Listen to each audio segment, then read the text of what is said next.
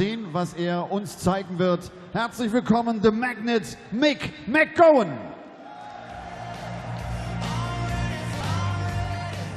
McGowan tritt an gegen den jüngsten Weltmeister in der Geschichte. 2006 aus der Qualifikation heraus holte er sich den BDO-WM-Titel im Alter von 21 Jahren und 90 Tagen. Längst ist er Top-10-Spieler bei der PDC, jetzt auch in diesem Jahr zum zweiten Mal in seiner Karriere in der Premier League mit dabei. Aus den Niederlanden, The Cobra, Jelle Klaasen.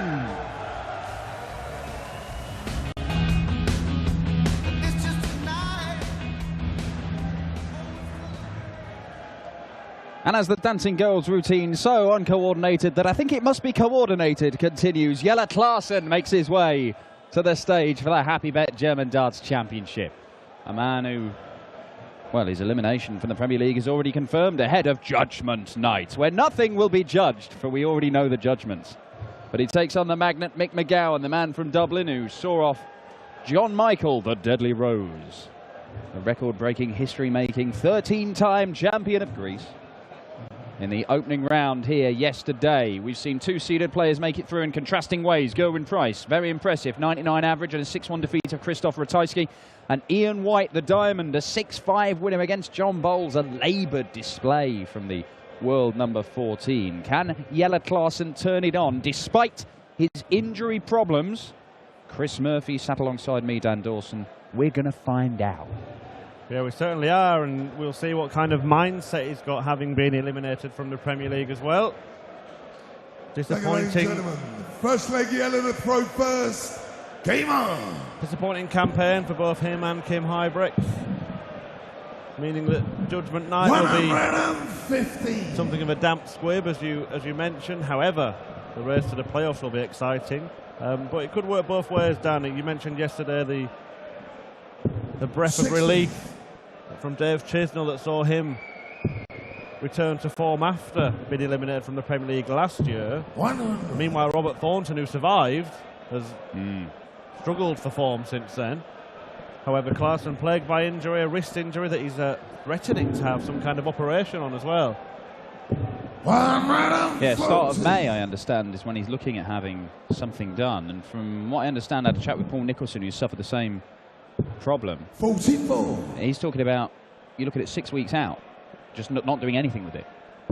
Well, you'd be hard-pressed to find a 6-week gap in the darting calendar, especially for a player that's ranked inside the top 10. 99. Yeah. Yes, you certainly would. And Jelle Klaasen, it's got to be so frustrating for him, because over the last 2 years, he felt he'd done enough to be in the Premier League last year. He was talking, he said, I think I've done enough. You know, he had a run to the semi-finals of the World Championship. He was superb on the European Tour. It was a very strong argument. He did more to be in the Premier League last year than he did for this year's inclusion. However, he got his chance. 122. And there has been a bit of a disparity between, well, let's be honest, him and Huybrechts were the two places that were debatable, that most people kind of knew the other 8 players would be in, and they've proved to be the Premier players. Game shown, the first leg. No, nothing wrong with that opening leg from Jelle Klaasen. Takes out double 10 for a holder throw. And I do wonder, I mean, we've seen it in the Premier League from Klaasen over the last couple of weeks, where 95. Everything seems fine for the first 2 or 3 legs, and then he starts holding the wrist and shaking his hands and evidently causing him problems. But, I mean, it can't just be something that comes on after 5-10 minutes of play. He'll have been here practicing for several hours before, and so I'm not quite sure how his practice routine works. Does he just do 5 minutes on and then go and have a sit down for 10 and just do another 5 minutes? I'm not quite sure if it's affected his whole preparation for playing as well. If Paul Nicholson or Rod Harrington were sat alongside you now, Dan, I'm sure they would be saying something along the lines of, you feel those things more when you're losing. Yeah, I quite agree. 140. But yeah, Klaasen and Huybrechts have given us Some real masterclasses over the course of the Premier League. Huybrechts, particularly in his 2 seasons in the Premier League over the last 3 years, of finding ways to lose points from winning positions, or not taking opportunities that were there. And it's only the odd dart here and there, but unfortunately they're usually the most important ones. There's been no shortage of drama and antics in the matches of Kim Huybrechts, has there, in the Premier League this year? Love antics. Antics are great. Shenanigans. Yeah, Adrian Lewis thought there was a bit of a stamp. Yes. Phil Taylor's not shy in trying to put Kim Huybrechts in his place, although very fortunate the Power not to suffer a first defeat to Huybrechts. But it matters not. As Jelle finds the treble 16 to go for double 4. He's moved away from leaving double 18, hasn't he? He's decided it's a conscious decision to try and not leave double 18, because the switch to double 9, and then obviously it has to be split up. Well, there was a time when the majority of players would leave double 16 purely because it split down more than any other number. Just fine. Klaasen, third leg, double 4, and that's a break of throw, and he doubles his advantage. So 39. Man, I have to say, I think it's a bit of a strange decision. As we see Jelle, that's the first time I've spotted him really stretching his hand out and just shaking it, and it came after a visit of 39. 119.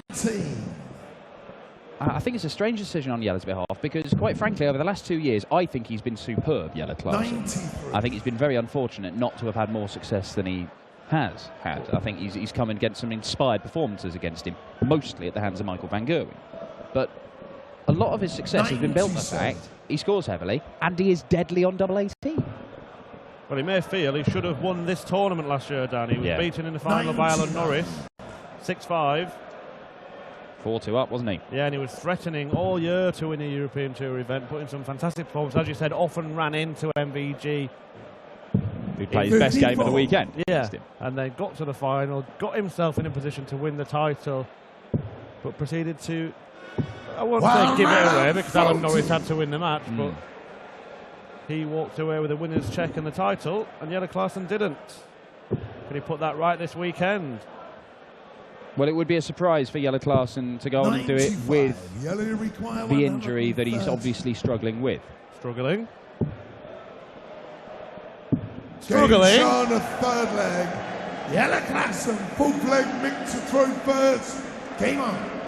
Well, well, well.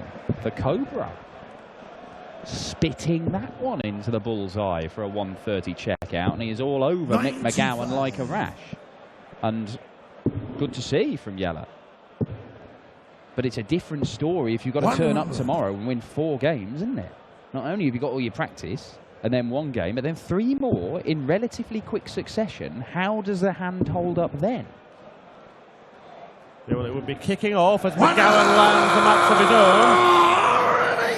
Should he finish a job here against the Magnet, he will take on Dave Chisnell or Dimitri van den Berg tomorrow.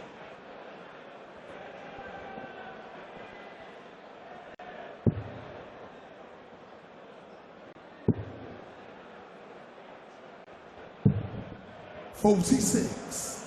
3 times these two have met. Every single one has been won by Jelle Klaasen. Slightly different circumstances 86. around this one, though.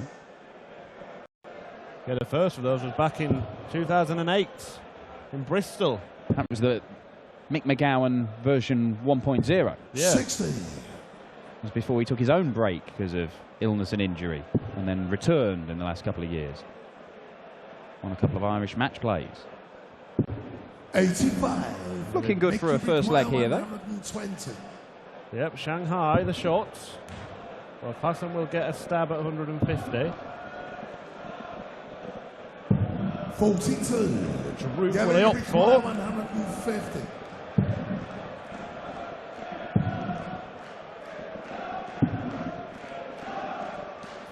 Sorry, 61. Mickey requires 78. Good dart from McGowan, looking at double 12 now for his first leg. That's bang in the middle of the bed. Just gives him something to try and build upon in this one. And he knows Mick McGowan, he knows Jelle's struggling, but everybody knows it. He'll be hoping that just take it close. Take it close. They've got a real chance here because there's every possibility that Yellow's level may drop as the game goes on.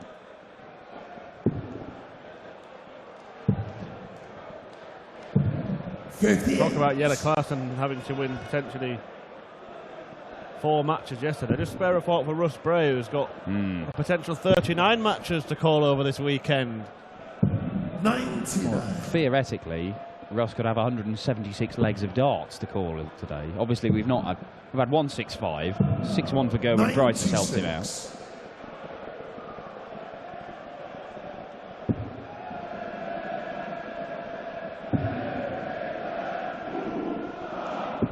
95.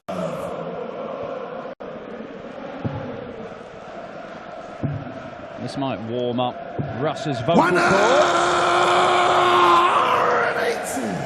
It's Jelle's first one. 2 for the match now. Yeah, and you just fancied it after the first start. Well, I certainly did anyway. 96. Yelle, you require 107 to restore a 3-leg cushion. There we go, 10 for tops. Game shot on the 5th No problem. leg.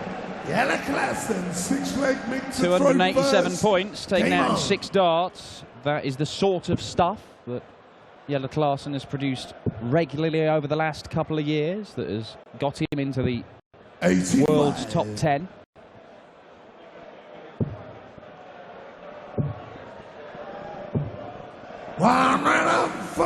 Flying again now is Jelle. 3 PDC titles to his name. Won his first one when he moved over, way back after winning the Lakeside a decade ago.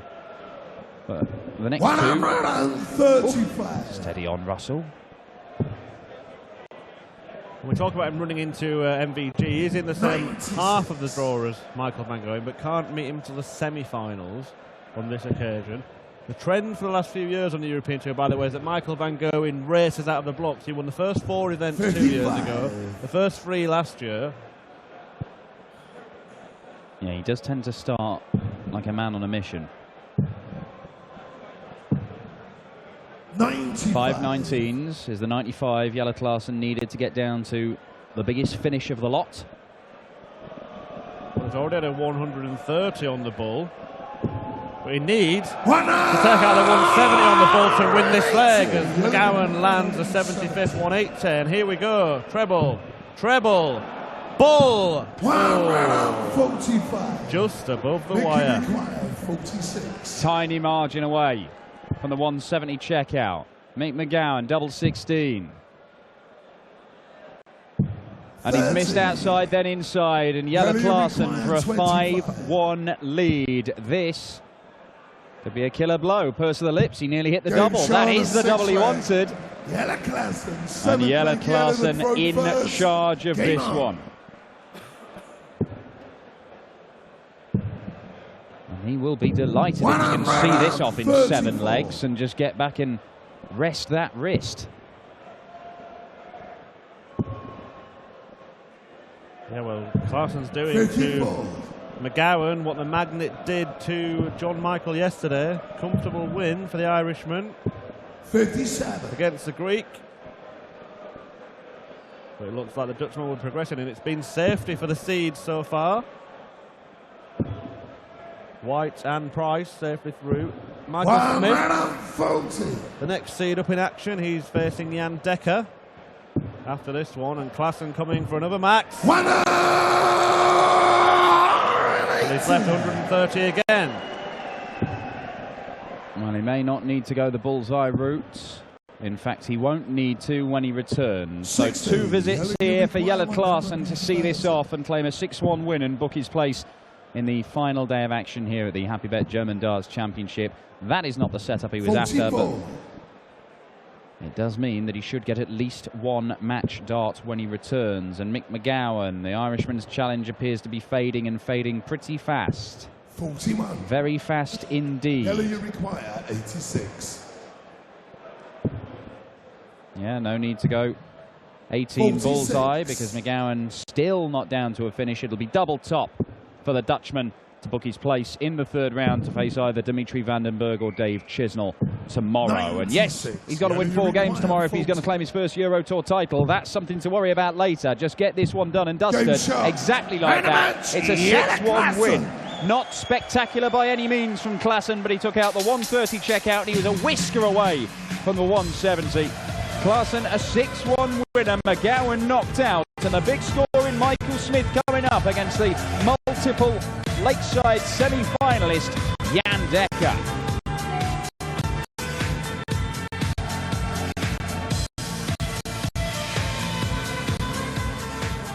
Klaasen, Applaus für McGowan. Jelle, congratulations. That was a fast one. Good start in the tournament? Yeah, I think this is the first time that I really didn't focus, because the last few months I've been struggling with my wrist, and I just wanted to enjoy the game and just throw darts and don't think too much about every time the throw hurts. So no, I'm happy with this win. Good memories to Hildesheim. You reached the final last time. Is it a good memory or a bad memory because you lost that final? Because you let me remember it, it's a bad memory now, but no, it's a good memory. It's always nice to be in Germany. I love the tournaments in Germany, so I like it. What is the most difficult thing with Premier League? It's interesting. You, in my opinion, you really played really well, but it was this big couple of moments you couldn't get. Is that the reason, or what is the most difficult thing? For me, at the moment, playing with an injury, I think even though every throw hurts, I showed that I still can keep up with the best, even though I'm not playing 100%. And I'm just waiting for an MRI scan next week and then surgery. And then I will prove that I will be there next year. How long will be the break? Only 2 weeks, so that's not that bad. Okay. First of all, see you tomorrow again. Thank you very much. Jelle Klaasen. Er sagt, das war ein ordentlicher Auftakt, hat zurzeit Probleme mit seinem Handgelenk und er wird in Kürze sich auch einer Operation unterziehen müssen, weil es einfach bei jedem Wurf schmerzt. War so ein bisschen